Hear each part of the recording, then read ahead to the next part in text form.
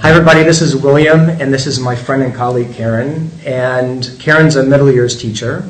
And Karen, the folks who are watching this, they're teachers and staff developers, they're presenters, and they're all working to make a difference. They're passionate about what they do, and they're sometimes struggling to make sure learning's unleashed for everybody. Mm-hmm. So you and I have been talking a lot about lifting the weights, mm-hmm. and knowing that when someone writes it or speaks it or talks it or summarizes it or reads it, when they're doing it, that's how learning is unleashed.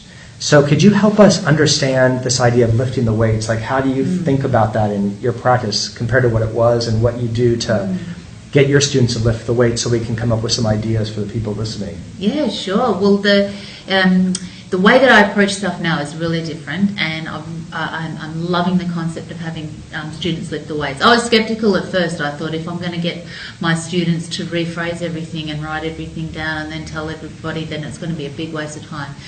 No, it's so not. What it is, it's making sure that every single person in the room is held accountable to being present in the room at the time. No one can check out. No one has that option.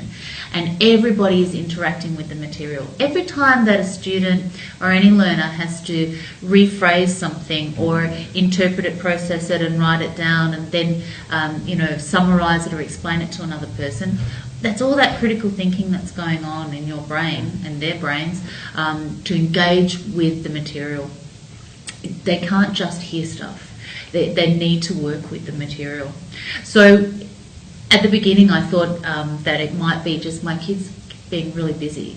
But what it is my kids just learning in different ways, but repeatedly, so that it's embedded and that they've heard different interpretations, so their understanding is enhanced as another happy byproduct. It's almost like you're helping them make meaning of what the content is, because they're lifting the weights in many different kinds of ways over and over again. And one of the things is that in the time that you have when I'm in your class, the whole time they are fully lifting the weight, so they are completely engaged with what the content is.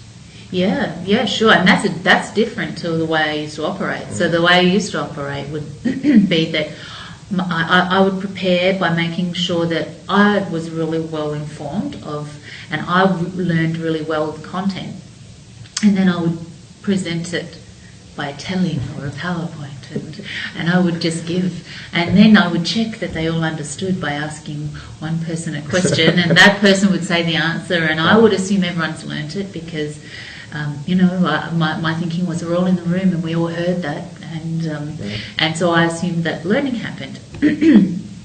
And I would always be surprised when people would return stuff, an essay to me, and we went over this.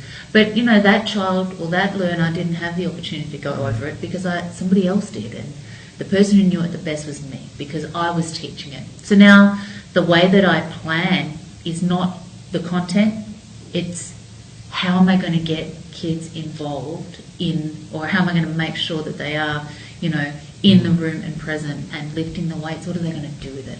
It's not the stuff, it's what you're going to do with the stuff. Yeah, you've got, like, the weights are your content, so you know your content, and you've got the weights. The question is, are the students lifting those weights? And you're almost thinking about learning rather than teaching now. You're thinking about, how do I get all 30 students here, or if it's a huge presentation, or if it's staff, how do I get everybody unleashing learning? So you're creating the conditions for that to happen strategically and intentionally. Now I am. Yeah.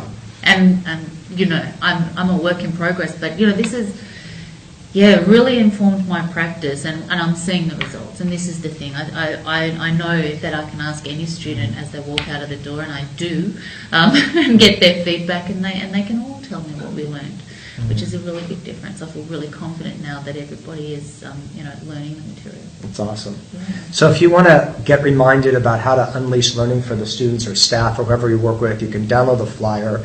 But again, like you're describing, it's when our learners are writing and speaking and talking and questioning and summarizing and dancing, or however they are lifting it, that's how it's unleashed. And you're talking to us about how do we get everybody that's in that room, not just the same few, so that learning can happen. So I really appreciate the time. Thank you. Thank you. Thanks, everybody.